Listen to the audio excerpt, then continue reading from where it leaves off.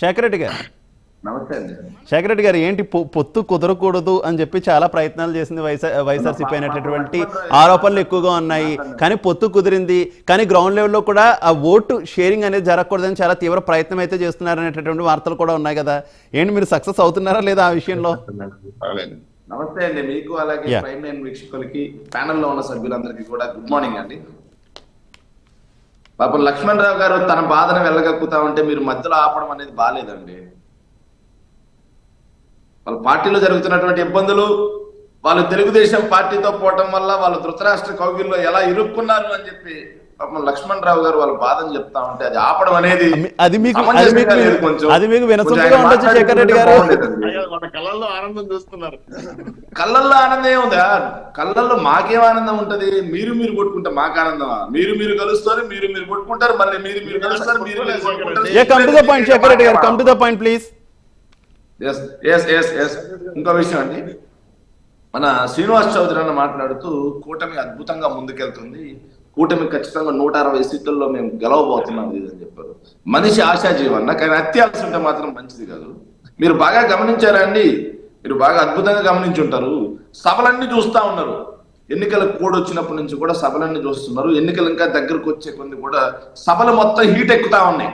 జగన్మోహన్ రెడ్డి గారేమో మేమంతా సిద్ధం అనే పేరుతో బస్ యాత్రలో ముందుకెళ్తూ, నాకు అధికారం ఇస్తే 5 సంవత్సరాలు అధికారం ఇస్తే 4 పోర్ట్లు, 10 ఫిషింగ్ హార్బర్లు, 17 మెడికల్ కాలేజీలు, 10 ఫిష్ ల్యాండ్, ఏదైతే 6 ఫిష్ ల్యాండ్ సెంటర్లు, 15,000కు పైగా సచివాలయాలు, రైతు భరోసా కేంద్రాలు, విలేజ్ క్లినిక్స్, నాడు నేడు ద్వారా స్కూల్స్, హాస్పిటల్స్ డెవలప్ చేశాము.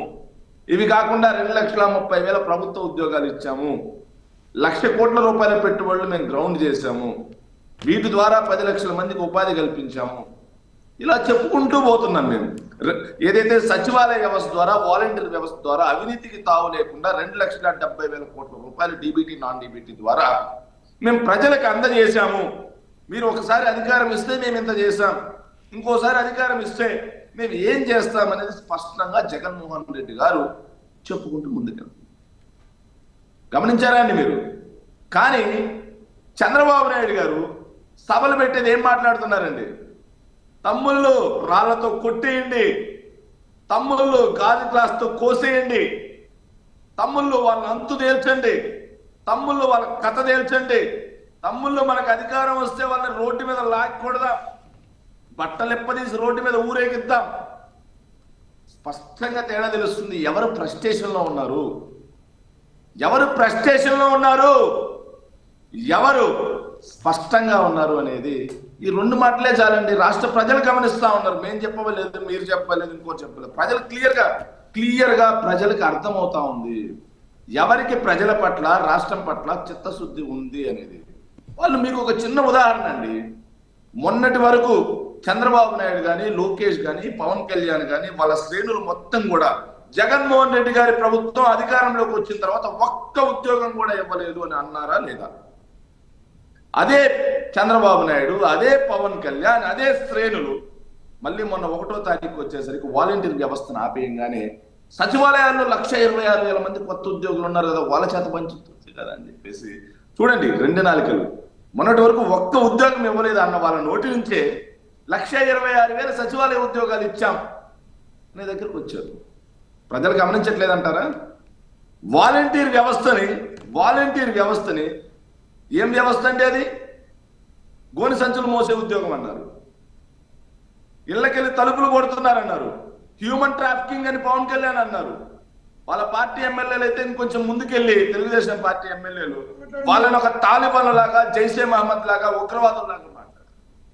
కానీ చివరికి ఏం జరిగింది? అదే వాలంటీర్ వ్యవస్థను నేను కొనసాగిస్తా, జీతం 10,000 పెంచుతా, జగదీష్ గారు వస్తున్నారు అనే కాడికి వచ్చింది. ఎందుకు వచ్చిందండి ఇవన్నీ? ఎందుకు వచ్చింది ఇవన్నీ? సో వాళ్ళే జగన్మోహన్ రెడ్డి గారి పరిపాలన మీద సర్టిఫికేట్ ఇస్తున్నట్టే కాదా? సో ప్రజలకు తెలియదా అండి? నేను గ్రౌండ్ లెవెల్లో ఉన్నా, శ్రీనివాస్ అన్న నేను గ్రౌండ్ లెవెల్లోనే ఉన్నా, చుట్టూ తిరుగుతూనే ఉన్నా. ఈసారి కూటమికి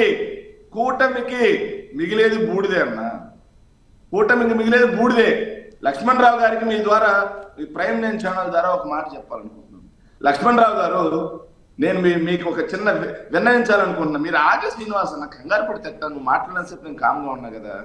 ఎస్, లక్ష్మణ్ రావు గారు ఒక మాట, చంద్రబాబు నాయుడుతో పొత్తు రాక్షస కౌగిలి, రెండు ఒకటే అని చెప్పి మేము మొదటే మాట్లాడాం.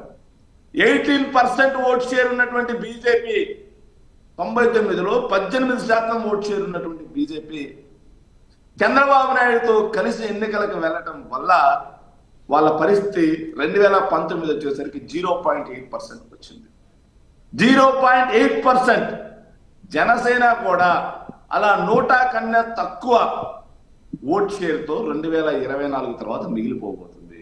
ఇంకో చిన్న మాట చెబుతా అండి, చంద్రబాబు నాయుడు గారితో రాజకీయం చూసిన వాళ్ళు ప్రతి ఒక్కరు చెప్తారు, వీళ్ళకి అర్థం కాలేదు పాపం, ఏం చేస్తాం కానీ చంద్రబాబు నాయుడు ఎవరితో అయినా పొత్తులో వెళ్తే ఆ పొత్తులో ఉన్న వాళ్ళు టీడీపీకి సపోర్ట్ చేస్తారు, కానీ ఎవరైతే అక్కడ పొత్తులో ఉన్న వాళ్ళు పోటీ చేస్తారో అక్కడ టీడీపీ క్యాడర్ సపోర్ట్ చేయదండి.